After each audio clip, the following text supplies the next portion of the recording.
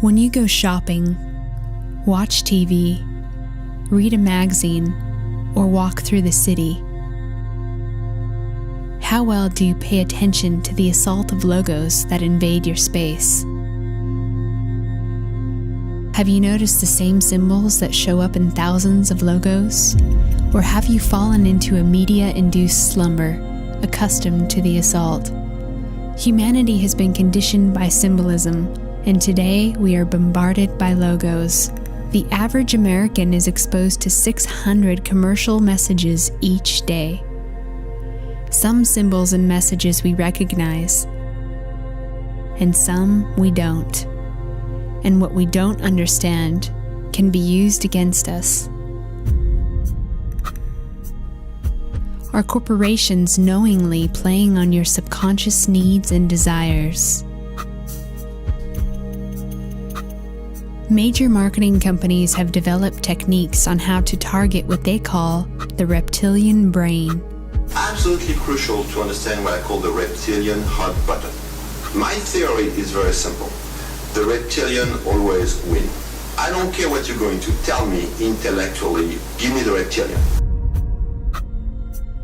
And don't think that it stops there. Religious organizations, governments, astrologists, secret societies, non-profits, and health organizations clearly understand the effectiveness of symbolism to communicate a message. Political campaigns are using subliminals in their ad campaigns. The entertainment and gaming industries know that symbols have emotional power and they play on it.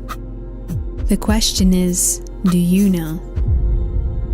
Keeping the language of symbols in mind, what is really being said with these logos? Let's talk logos and explore designs from a variety of successful companies. The Starbucks logo, a mythological half-woman typically called a siren. The half-fish, half-woman variety is usually known as a mermaid. According to the ancient Greeks, sirens seduced mariners with songs and promises of sex and then killed them. The original cigar band Starbucks logo had a slightly altered version of the 15th century twin-tailed siren, Melusine. In the legend, Melusine agreed to marry a man on the condition that she be left alone one day a week to do as she pleased in private. After some years, the man became jealous and broke into her room. There he discovered that his wife assumed the form of a mermaid. Angry that he broke his promise, Melusine transformed herself into a dragon and departed in a shrieking fury. He never saw her again. Heckler Associates, the design firm behind the Starbucks logo, modified the logo at a few points in the company's history. The first time was when they were designing the first Starbucks delivery trucks. The logo was huge, and so the attention went to certain areas on the mermaid. Heckler said he was getting some flack about the mermaid looking pregnant, so he redrew her belly button to appear as a question mark. It remained that way for a year or two. Heckler also redrew her hairstyle to cover up her breasts. As Starbucks expanded across the country, the number of letters from women complaining about the siren's risque pose grew, and so he made further changes. Then came the more familiar green version of the logo. The chest was hidden, but the belly button and only a hint of the tails remained. Stars were also added.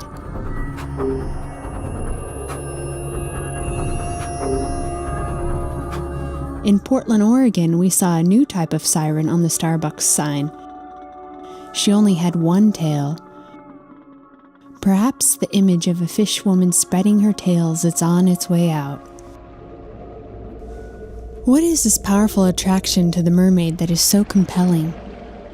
The mermaid claims a long and rich ancestry that dates back to a multitude of fishtail gods and goddesses from some of man's earliest civilizations.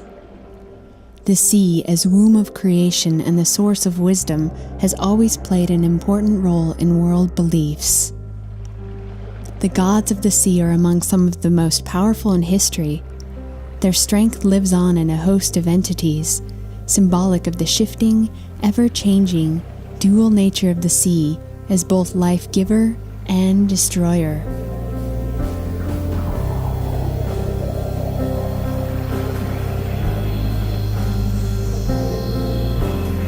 Ever since man first set to sea to deliver coffee and spices, sailors have tried to ensure safe passage by attempting to make peace with unpredictable water gods by mounting a mermaid on the ship's figurehead. Years later, the mermaid and siren images started appearing during World War II in the form of nose art on thousands of bombers and fighter escorts. Mermaids have beckoned the adventurous to the unknown and the promise of forbidden fruits. In numerous tales told of them, they would often foretell the future and give supernatural powers to human beings, or fall in love with human beings and entice their mortal lovers to follow them beneath the sea. Wells, springs, rivers, and lakes were sacred places in many cultures. Sacred waters are traditionally haunted by various female spirits, suggesting suppressed memories of a goddess. The water habitat symbolizes fertility, mystery, purification, reflection, motion, life, power, and the subconscious. In many of the mermaid and siren myths, the protagonist dissolves into the depths of the water. Behind this seductive image of the siren lurks the metaphor of death and metamorphosis.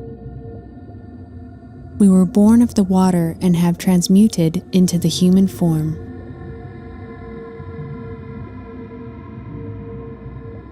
Carl Jung suggests that supernatural forces spring from the fusion of two biologically different entities, opposites that embrace and explain practically everything.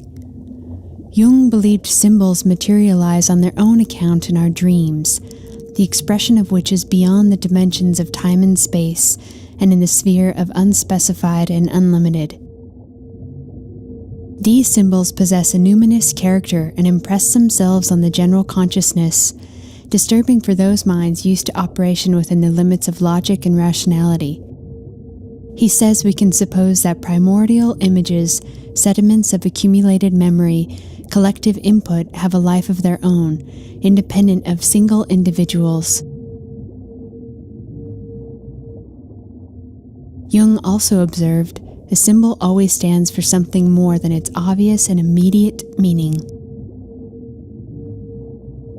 Post-Freudian thought had exposed the legendary fish-tailed seductress as the personification of the hidden desires of the sexual subconscious, symbolizing primitive castration anxieties and the urge to return to the amniotic waters of the womb. For the medieval church, the harlot mermaid personified the unnatural desires which stood between a man and his chance of salvation. Lilith, the one goddess with 1,000 names, is one of the most popular identities in human culture. She dates back as far as 2,000 years BC as depicted by the Sumerians. In other depictions, Lilith is represented as a beautiful woman from the waist up and as a snake from the waist down. Lilith typically symbolizes rebellion, rage, and an untamed sexual nature. She is also known as a Sumerian demon, a seductive succubus, the bride of Satan, and Adam's first wife. Barbie was copied from a German adult doll by the name of Lily. Now young girls today can buy Mermaid Barbie or go see The Little Mermaid. The powerful role that mermaids, goddesses, and sirens continue to play in our culture confirms the depth of their identity in the human experience and our collective unconscious. They embody themes that are always with us, but not often on the surface of our daily experience and perception. There is a Kurdish proverb that says, "He who wants pearls has to dive into the sea," and a Russian proverb that says, "Not everything is a mermaid that dives into the water." The Song of the Siren calls us to hurl into the deep, to transform, to die to self and emerge into a new form with new knowledge and understanding. All of this when you drink a Starbucks coffee.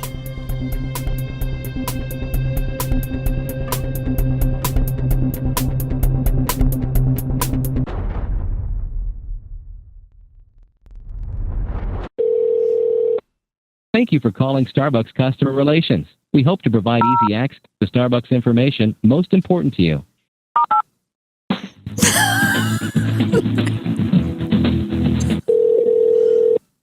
Thank you for calling Starbucks. My name is Marvin. How can I help you today? Yeah, I'm just curious about the logo. Is there any history or meaning to it? There actually is. Starbucks came from the book Moby Dick. It was Captain Ahab, I believe. Basically, like the name evokes the romance of the high seas and the seafaring tradition of the early coffee traders. Now, the logo itself is based on the old 16th century Norse woodcut of a two-tailed siren. So that's where the logo and name came from. Do I look like I'm Symbolism. Do you know anything about this logo? Well, I have no idea who that is, no. I just know that it's Starbucks. That's all it means to me. When I see the logo, then I think about this place, and what I think about this place is somewhere nice to relax and comfortable. It makes me feel warm inside. Yeah, she's a siren. I thought sirens were evil. So maybe you feel comfortable and like you can relax and it's a watering hole because of her. Oh, Jesus Christ. What do you think about that idea? Now I can see that. Yep. And apparently there is some controversy before because it kind of, she's kind of spread open. Oh, now you bring that to my attention. Unfortunately, we can't film in here. Okay, so you can't comment on the logo We just either? want to know where it came from. We're doing a show on corporate logos and symbolism in the logos. And Apple is such a big, big brand. They don't tell you about it in training or anything? Well, about no, the logo we have the previous history and everything like that, but there isn't really much emphasis focused on like ideological symbols and things like that. So Yeah.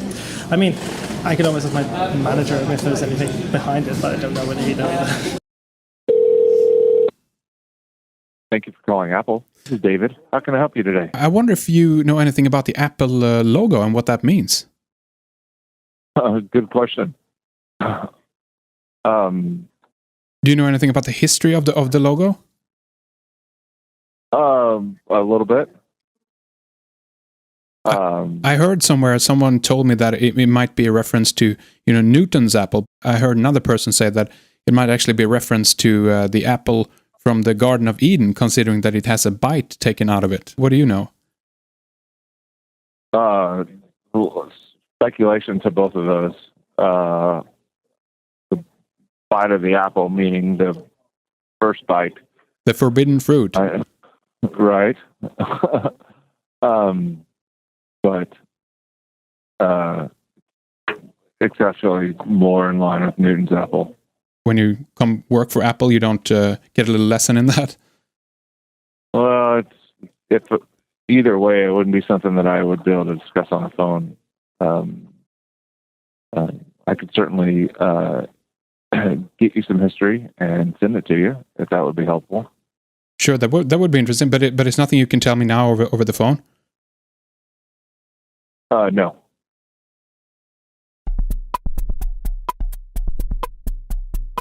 To find the meaning of the Apple logo, it is best to start at the beginning. Apple was founded April 1st, 1976 by Steve Jobs, Steve Wozniak and Ronald Wayne. The computers were hand-built by Wozniak and first shown to the public at the Homebrew Computer Club group in Palo Alto, California. The Apple I went on sale in July 1976. A local computer dealer saw it and ordered 100 units.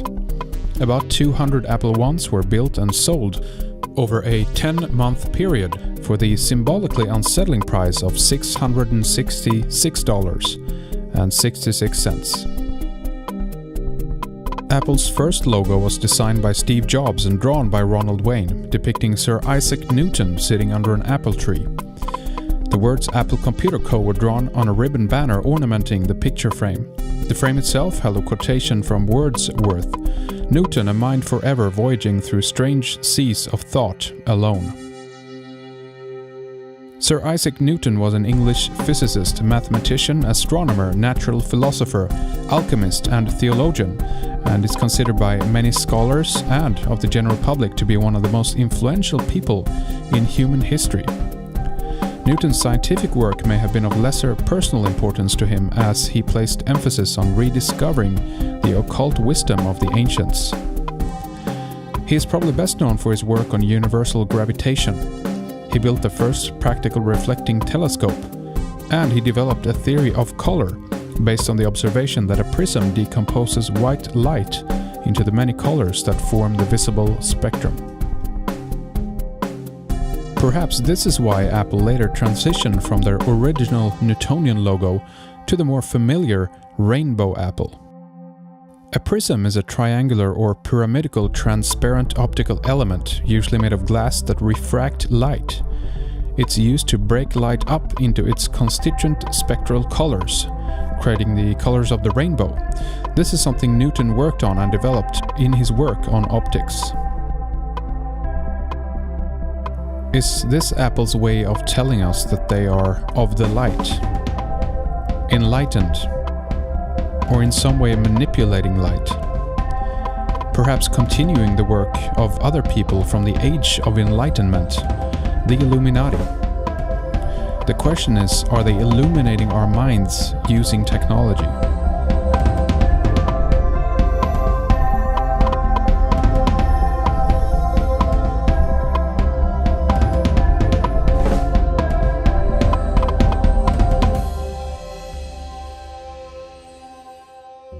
In 1977, Rob Janoff, working for Regis McKenna as an art director, was tasked to redesign Apple's logo.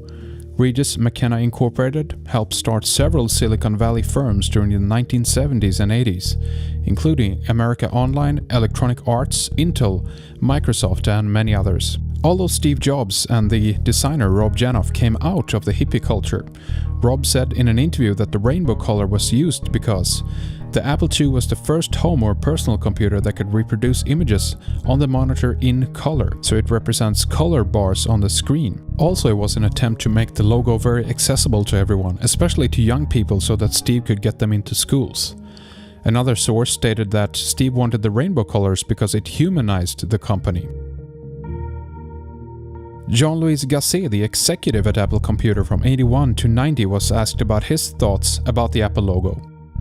He answered, "One of the deep mysteries to me is our logo, the symbol of lust and knowledge bitten into, all crossed with the colors of the rainbow in the wrong order. You couldn't dream of a more appropriate logo: lust, knowledge, hope, and anarchy." In the beginning, Steve Jobs and Steve Wozniak were building and selling the Apple I computer from the Jobs family garage on 2066 Christ Drive, Los Altos, California. The question is, where did these kids get the idea to build and sell computers? Wozniak was early on interested in technology, and he went to work for Hewlett-Packard in Palo Alto.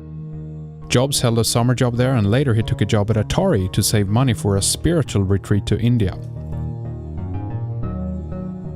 So how influential was the hippie movement, drugs, the counterculture, LSD, acid when it comes to the creation of Apple? At a time when most computers were big as houses and only could be found in an industrial environment. Jobs got stoned for the first time during a high school summer, he told Playboy magazine in 1985. You could get LSD fresh made from Stanford. He and his girlfriend often visited a commune called the All One Farm. He practiced vegetarianism and experimented with more restrictive diets, such as eating only fruit. The two Steves, Jobs and Wozniak, were outcasts while they were in high school. By 1975, they had withdrawn from Reed College and UC Berkeley respectively. Cultural historian Theodore Roszak made the point that the Apple computer emerged from within the West Coast counterculture.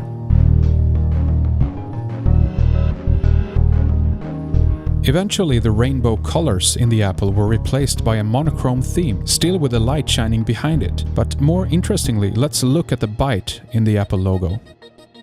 According to the designer Rob Janoff, it is not a reference to the computing term byte. A byte is 8 bits.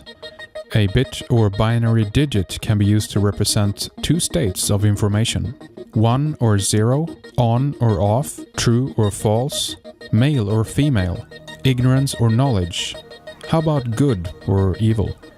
The more bytes, the more intelligence, the more information you can store or process faster. What fruit is the apple referring to anyway? Is it Newton's apple that fell onto his head when he got the idea for how gravity works. Many have speculated that it's a reference to the father of the modern computer, Alan Turing, who was imprisoned on charges of homosexuality in 1952. He was first subjected to chemical castration, treatment with female hormones, and in 1954 he eventually killed himself by taking a bite of a cyanide-injected apple. And Alan Turing's favorite childhood story was Snow White, where she falls asleep forever for eating a poisoned apple, to later be woken up by a prince.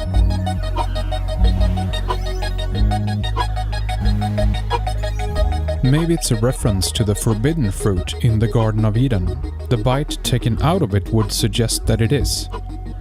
If this is a reference to the apple from the tree of knowledge of good and evil in the Garden of Eden, then what does that make the apple company?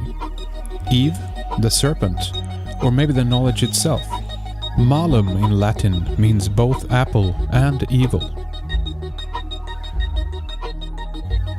Is Apple aligning themselves with the adversary, the Antichrist, the snake, or Lucifer, the rebel and liberator of God's monotheistic tyranny?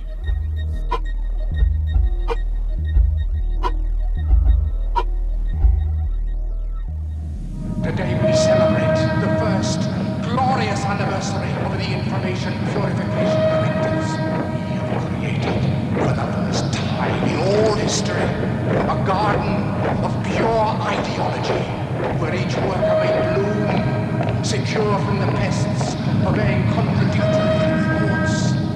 Our unification of thoughts is more powerful a weapon than any fleet or army on earth. We are one people, with one will, one resolve, one cause.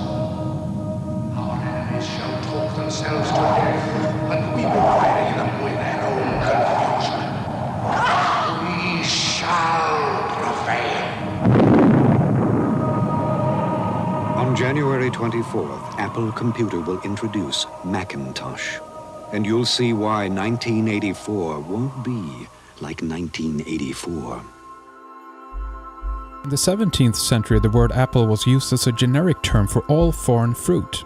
Tomatoes were called love apples, cucumbers earth apples, oranges were called golden apples, and the psychoactive substance datura was called thorn apple. The plants told us, Jeremy Norby says in his book The Cosmic Serpent. In particular, the plants communicate directly through images, feelings, and language during ayahuasca, datura, and tobacco-based ritual sessions. Could the hallucinogenic thorn apple, the fruit of the datura plant, be the real fruit from the tree of knowledge in the Garden of Eden? Entheogenic drugs have a long history of getting the user in contact with the cosmic serpent.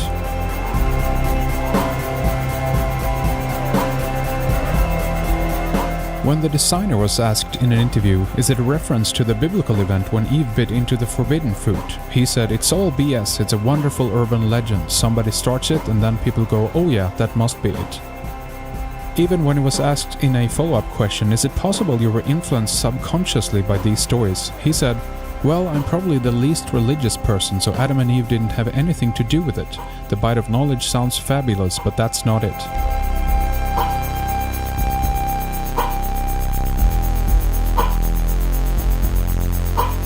Our question is, how can he not be aware of one of the most famous stories in Western and Middle Eastern history? Furthermore, acting subconsciously would not be something that you would be conscious of.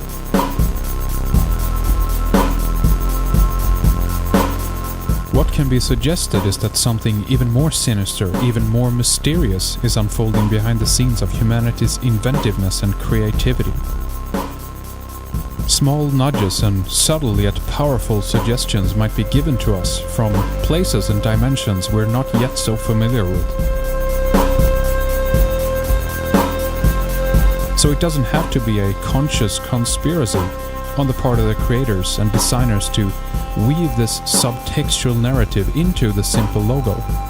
But it could be echoes of something bigger than that, working through them.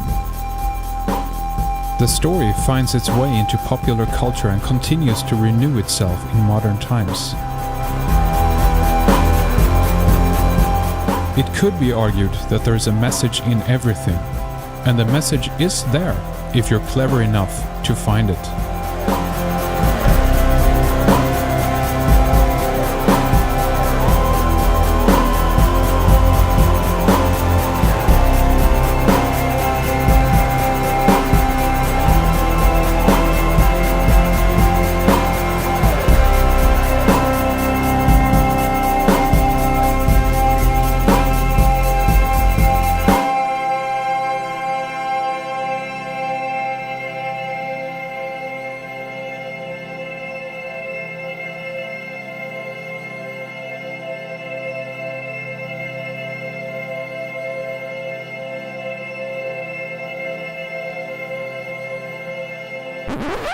And yes, we know that Steve Wozniak is a sworn member of the Freemasons, initiated in 1980 in the Charity Lodge number 362 in Campbell, California. But by 1980, Apple's and Steve Wozniak's success was already established.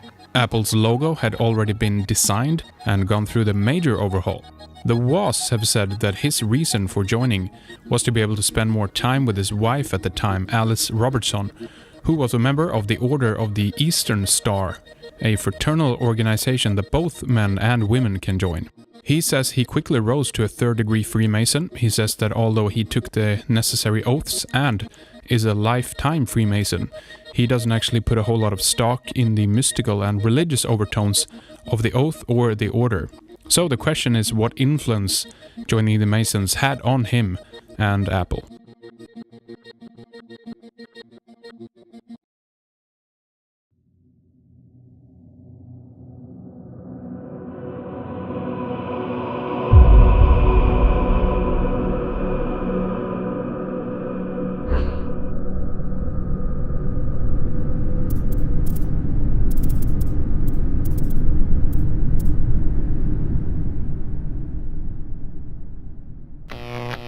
I don't profess to be a fantastic esoteric expert, but I've seen variations of this where you have the cobra, which I always thought related to the reptilian brain, and something I was saying about earlier, which relates to the solar consciousness that has been tapped into and probably relates to right brain activity. But this is the wing, isn't this the wings of Isis or the wings of Horus?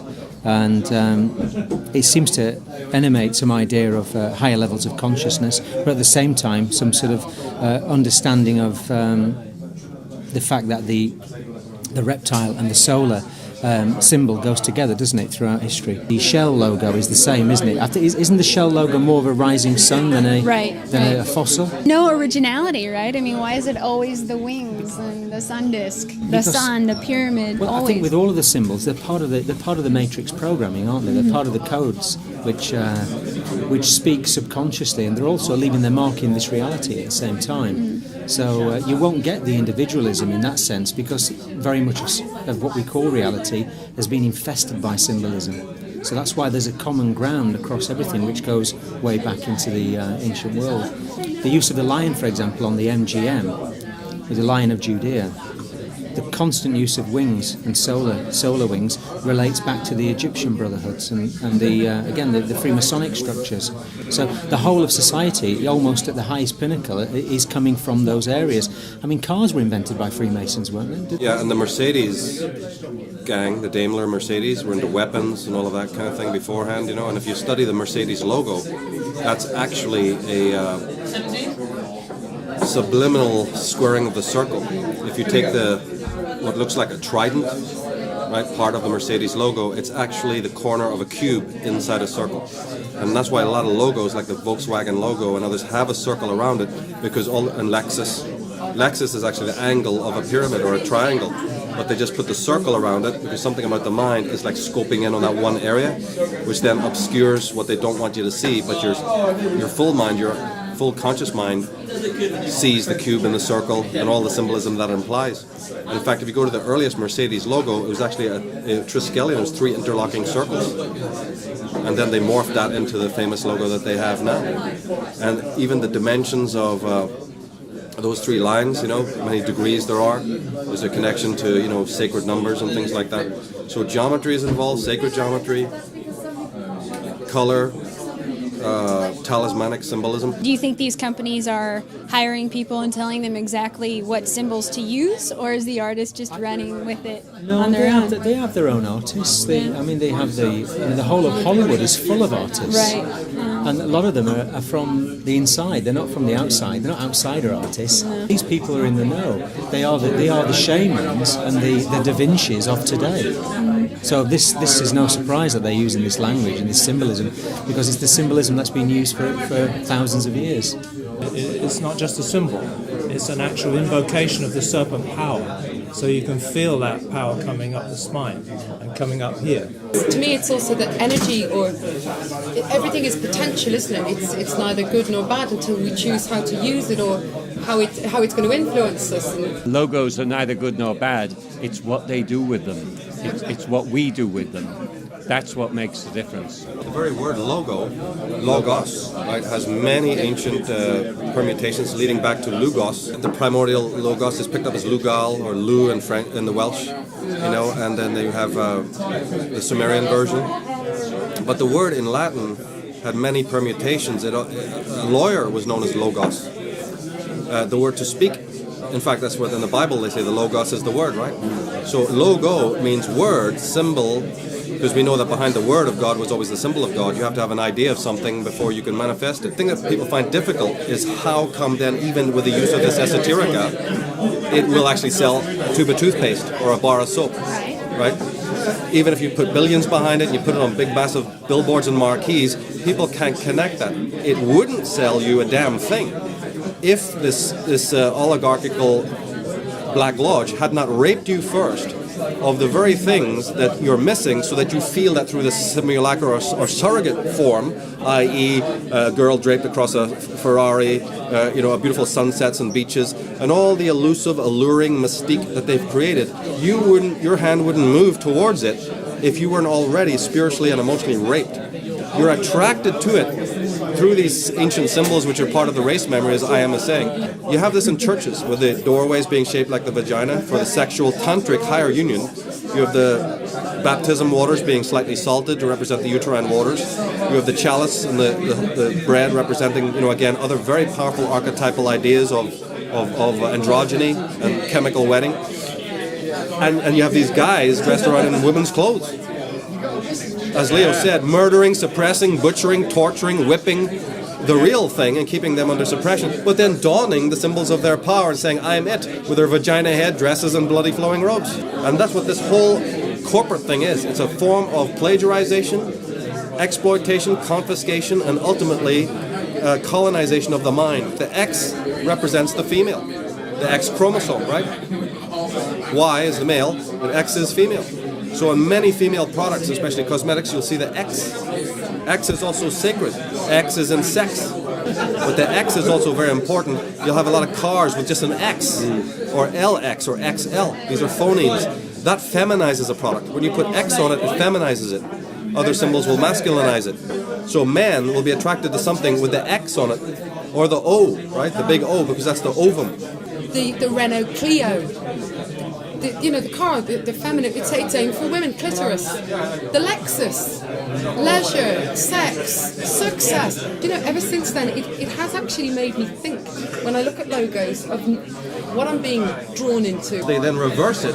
And the moment that you reverse anything, it now appeals to your subconscious mind more than it does when it's conscious. So there's a whole cult of tweaking a thing so that it loses its conscious appeal. This is part of an occult thing designed by the Occult Brotherhood. It's not just Madison Avenue in Hollywood doing it because they want to sell bars of soap and Ferraris. It's deeper than that, The knowledge gives you the ability to spot on sight, right, what looks like it's deadly, and avoid it, and do more than that, which is either use the symbols yourself to empower yourself and your companies, right? Because this knowledge was taken from the good people in the first place anyway. The evil may be using it, but they've stolen it from those who once used this as sacred. So it's our honor, we're honor bound to take it back and use it to empower ourselves. There's nothing evil about a G, there's nothing evil about a cross, there's nothing evil about 666. We don't live without buying stuff. But if we take back our consciousness, we can select what we buy and where from. Corporatism today, they think it's all a new thing.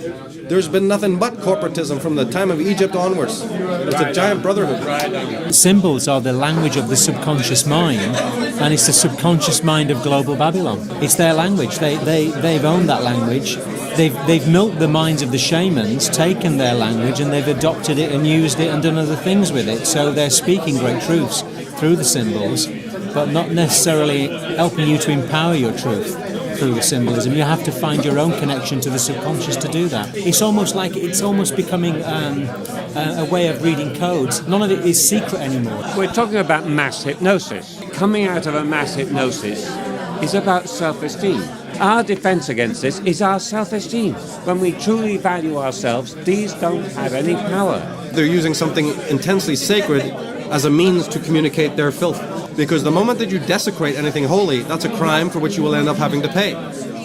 Right? And I believe that the time of awakening is part of the payback. Just something about Egypt. It's dawned on me that we're still in Egypt. We haven't left Egypt. Well, some of us have. There is an exodus that will take place, but everything about the world that we live in, its symbolism, the logos, the structures, the hierarchy, the trinkets, the governance, the pharaohs, the kings, the queen. We're still in Egypt. I always describe it as the difference between magic and sorcery. The magic is when you're dealing with almost exactly the same type of activity, meaning communicating to somebody behind their conscious volition. But you're doing it for the ultimate uplift of their soul. Then you have the sorcery where you're doing exactly the same thing. In other words, the technique is identical. It's like having a golden sword. You can either cut onions with it or you can use it for what it's for. So the dark side, they use it for the bringing down of mankind. We live in a hall of mirrors with some very clever and rather dark people pulling strings, but that's just how it is.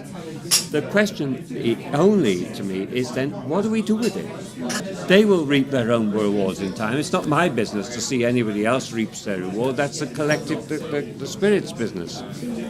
How do I work within and live happily and joyfully within a society that's completely crazy, that's doing bonkers things, and not get caught in it?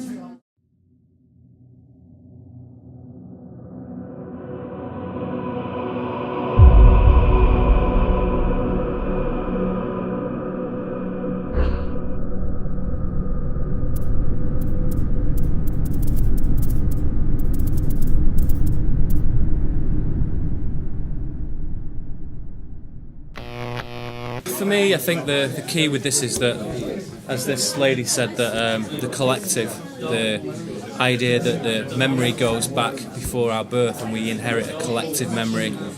We inherit these symbols psychologically, emotionally, and these people are, as a number of people have said around the table, sequestering that information. So they could invent new shapes, new symbols, new whatever, but instead they use things that are embedded already within us. So the resonance that is created with recognition of that symbol is the draw, basically. So we don't necessarily be interested in Whirlpool or GE, but the spiral is embedded within us. So I think that each shape holds resonance. If you create a triangle, if you create a circle, you can hold a resonance in it. So it's like a machine.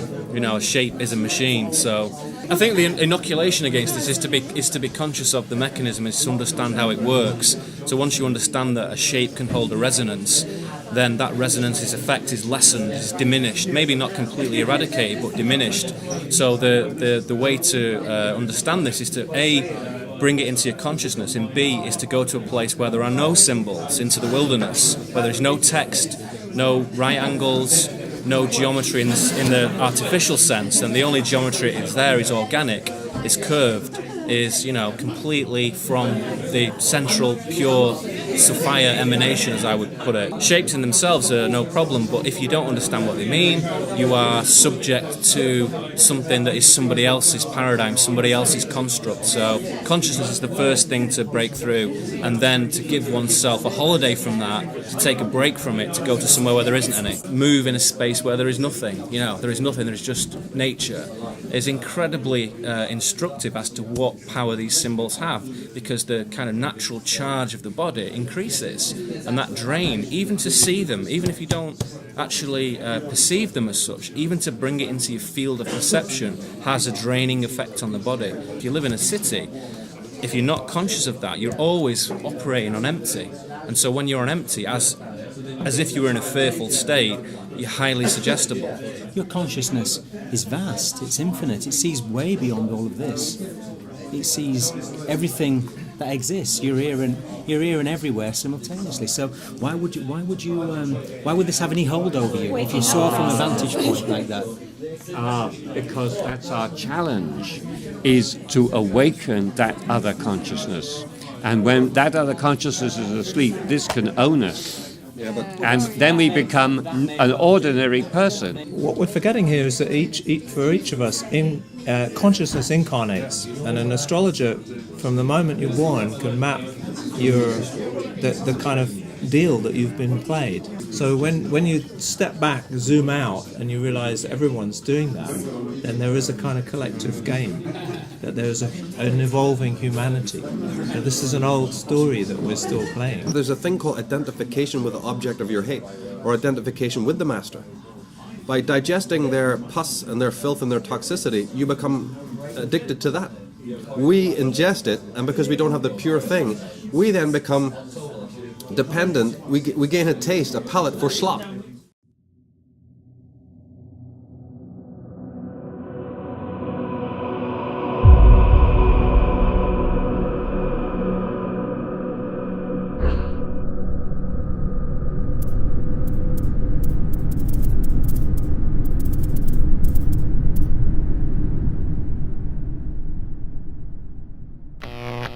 The thing with arches and their use is that because they have unlike some other symbols which will be purely metaphysical, arches are obviously indicating something physical. So they step over from one world to the other, from the unmanifest in the mind to the physical object as well. And obviously a door or an entranceway is always used as like an agreement to enter into an arena or into a state of mind or a level of consciousness. And yet, when you see them used, as we've got here, the Arc de Triomphe in Paris or the New York-Washington Arch, they're very, very particular in that they're styling the Roman arches and Greek arches, which any historian will tell you were always placed in a city that had just been under conquest. So it was a gateway to the whole Roman way of life, or Roman way of doing things, perhaps. The arch, being an entrance or a doorway or a symbol of ownership or protectorship of an era. Most of the corporations, like we've got arch studios here, or, we have them at the entranceway to parks and things. They're a symbol of strength. They're a symbol of ownership. And as we said, it compiles all of these things with you're entering into an agreement if you enter under one of these arches. Especially Citibank.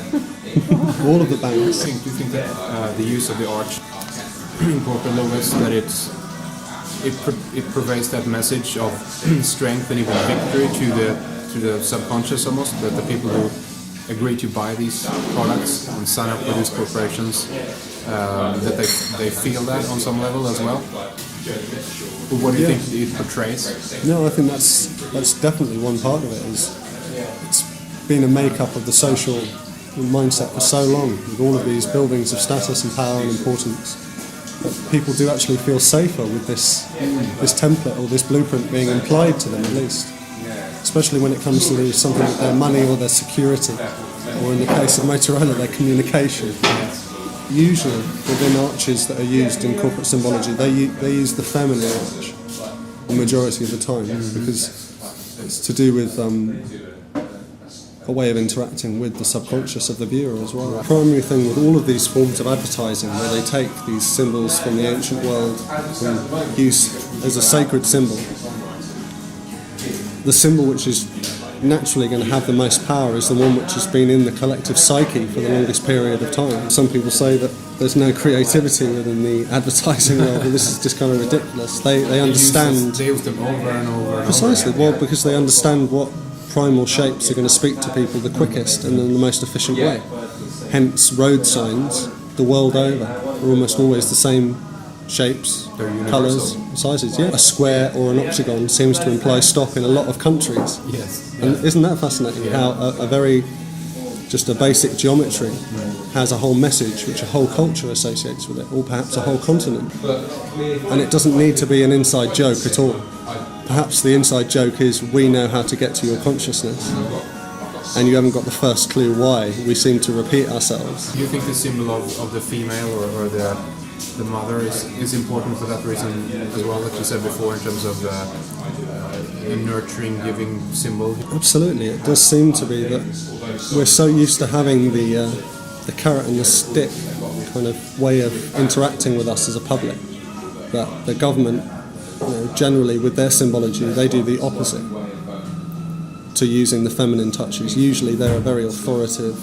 They use linear angles and right angles and shapes like this a lot more. Throughout corporate symbology there's a real mixture. But, just in these two examples that we're seeing here, with the arches and the vesica, the corporate world does definitely understand that these are subconscious longings as well that we have for the mother figure and for the maternal.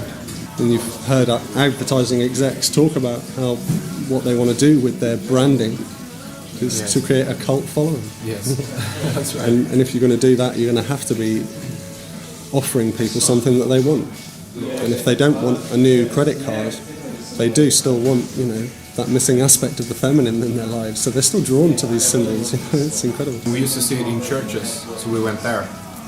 But now we see it in the corporate world, so we go there now. Church of Scientism became the Church of Corporatism. Yes. Because science was what was responsible for changing all of our industry so that we could have this corporate world.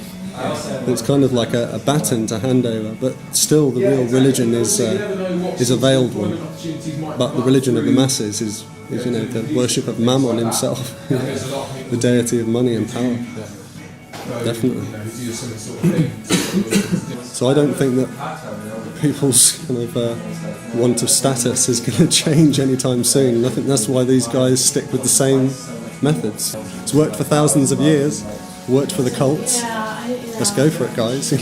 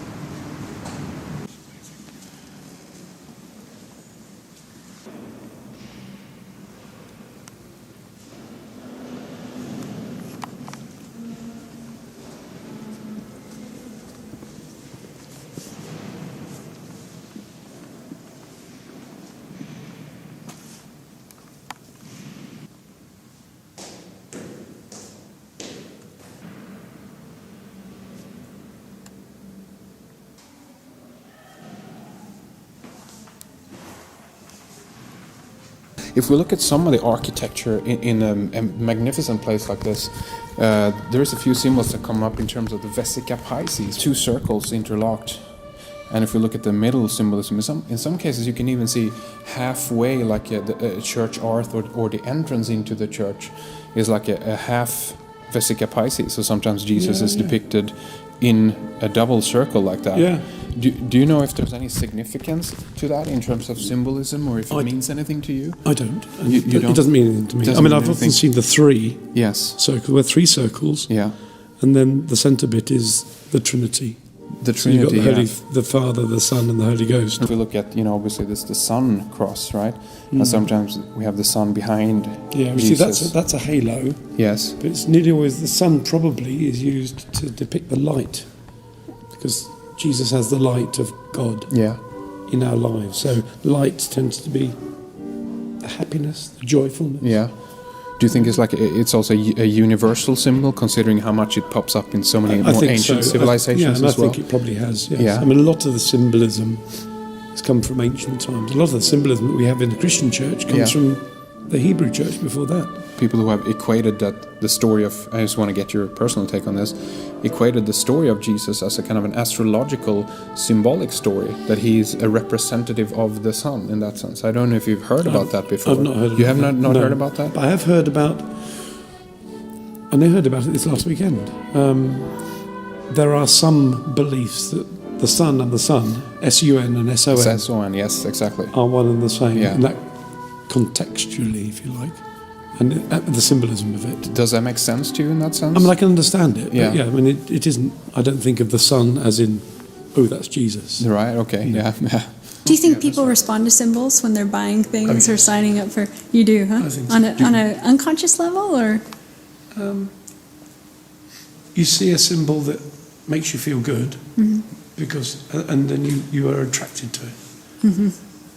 And I will, and equally, symbols will turn you away from things if they're symbols that you've had a bad deal with. Just that shape is an appealing shape, more so than a circle.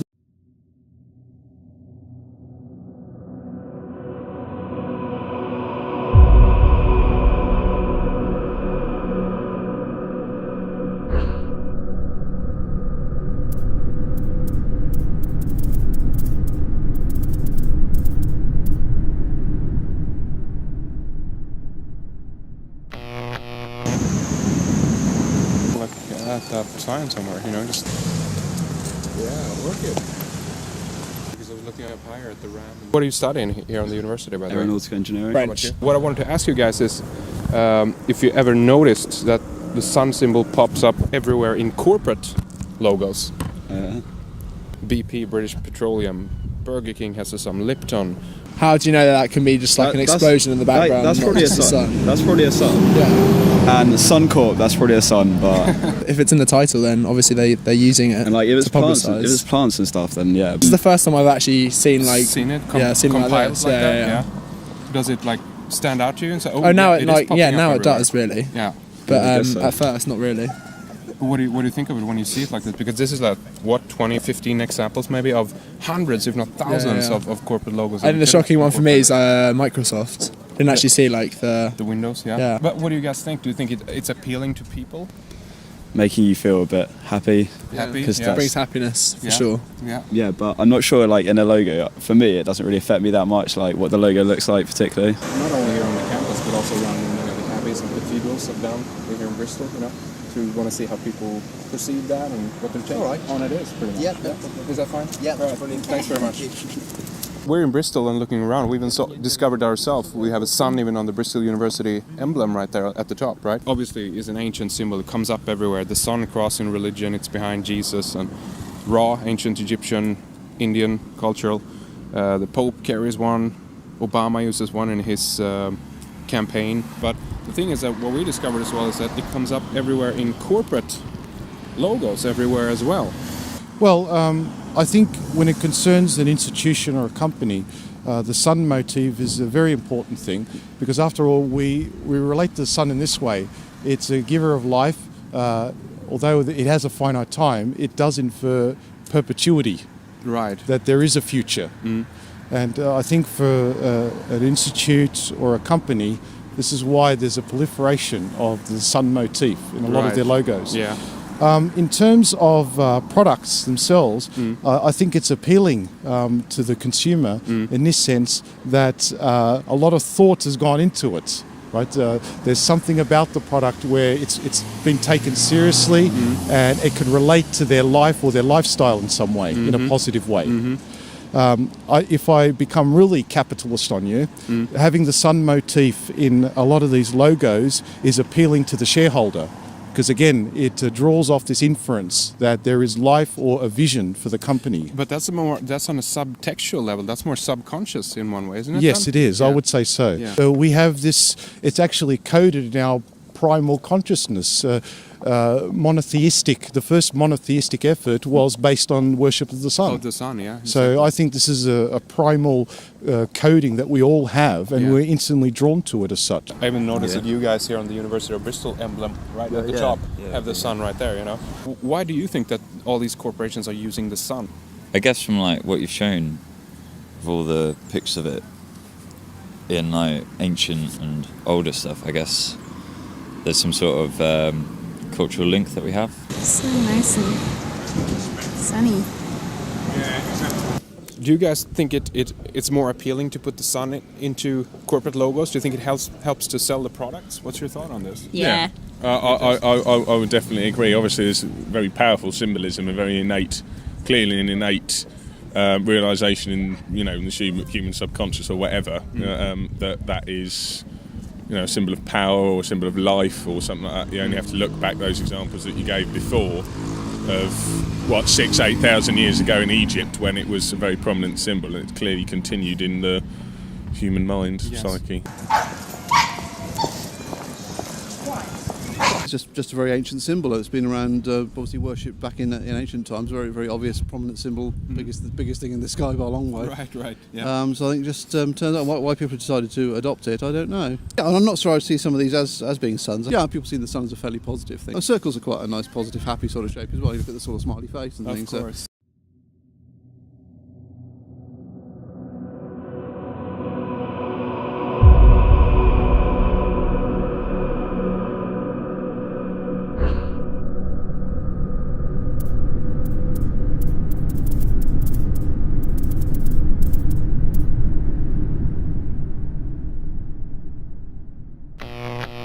The square and compass itself is the Star of David, and it's also two pyramids. So you have the one pyramid and you have the second pyramid enclosed and embossed upon each other. Sexual union as well. This is the Hieros Gamos. So it has many manifestations, the square and compass. It's not a Masonic symbol. It goes back to Judaism. It is the Star of David. It goes back beyond that into Egypt. It's based on the pyramids.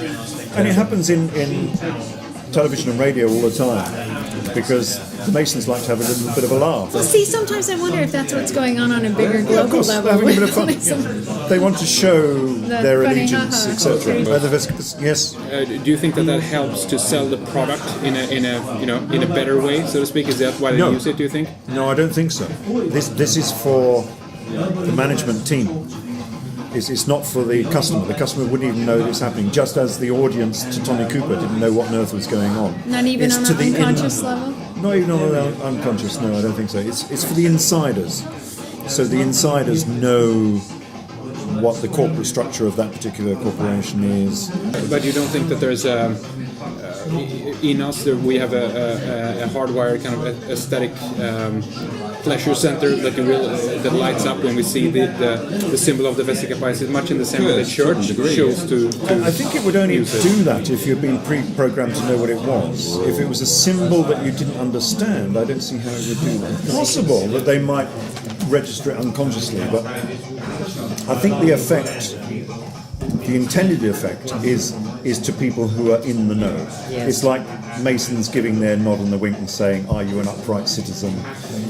Are you on the square?" I was going to ask you about the pentagram. Sorry, I got excited, and then he put this down, which he had. Ah, so you had your own pentagram. But get this, it's the same freaking size as the one that I printed.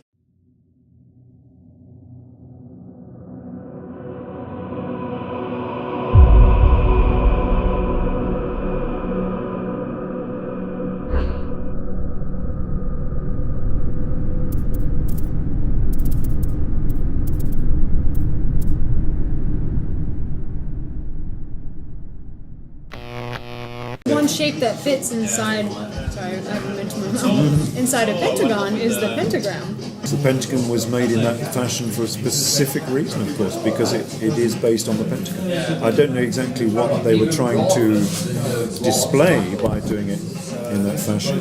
Do you think it aids military power again in one way? Is it a magical seal in that sense? Does it aid? Well, I don't believe in anything that's magical myself. I live in the real world. But it is hugely symbolic, and symbols can be very powerful.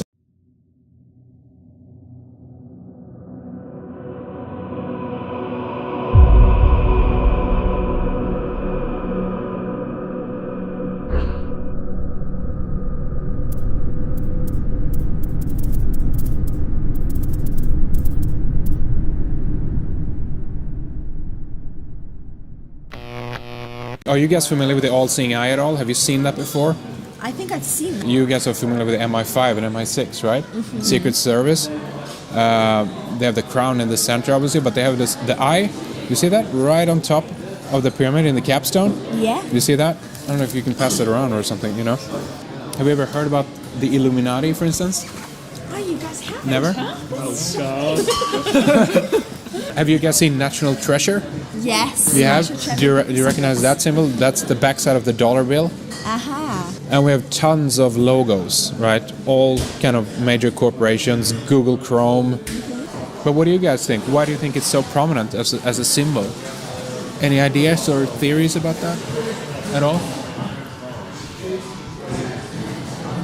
Does it feel brand new to you that it's brought to your attention for the first time? It does really feel noticed new. before, yeah. It really? Not really. No, but now you've noticed it. Yeah, now you've said, yeah. You can see it. I think maybe they use it because it's quite easy, maybe? Just a triangle and eye. I feel like I've seen it before, but never really paid attention to it. Secretly grabs your attention. Yeah, so like you sit and you just feel like you've seen it before, so it's like, I don't know, like obviously not new, but you just sort of zone more into it rather than if it was like a brand new thing, you think, oh, don't really know what that is. I've seen Nickelodeon loads of times, but I didn't even realise it I've had seen the the eye. eye on it now though. Or a boris, a mythological snake who eats its own tail. It's used in so many different logos here as well. Alfa Romeo, this is actually a snake devouring a human being right there if you look closely. Really? Yeah, look at that. You see that? Isn't really something nice to think about, really, is it? Is it something evil? Is it? Yeah, and the fact that he's eating a human here. I don't know why they'd use it for medical stuff Yeah. though. Got my SIM card differently now. I think they might do it to like as a way to sort of play with your subconscious mind, perhaps because they're all like really familiar things. Is it working? Yes. Yeah, I think so, yeah. When you see them all sort of like together, you think, oh god. There is definitely There a is. reason. They wouldn't all just use the same symbol for no reason. What it is, I don't know, and it's probably something quite sinister. Yeah. Perhaps they're all sort of symbolisms of power, and maybe that sort of makes people trust them more. It's freaking me out. Now it feels like they're trying to tell me something. I've got no idea. No idea at all? No, absolutely no. Have you seen it before? No, I mean now you show me, I can see there's pyramids there, but or triangles there, but I've got no idea whatsoever. Why? I can't see why they would use all those triangles. But no guess whatsoever? Like, do you think it's a potent symbol? Is it a reason for why they're using it? Does it work in some way, do you think? Does it help to sell products? What do you think? Well, if they're all using it, it must do, mustn't it? I have no idea. It was like subliminal messages on the TV, I would imagine. right. I guess you familiarise yourself with certain objects, so you'd be probably more attracted to a sign with a familiar shape or definition to it. But they just have the same marketing departments. I agree with him. I'm sure it's all subliminal. Yeah. Yeah, it's just repetitive slogans, all the kind of catchphrases. I'm sure that comes through. All these signs probably come through. A lot of these are well-established brands, aren't they? Yeah. Do you follow other people? I'm sure you do. The best compliment you ever give anyone is mimicking it. And what I think you've done now is I think you've scarred me. I think I'm going to be forever looking for triangles and eyes now in everything I say.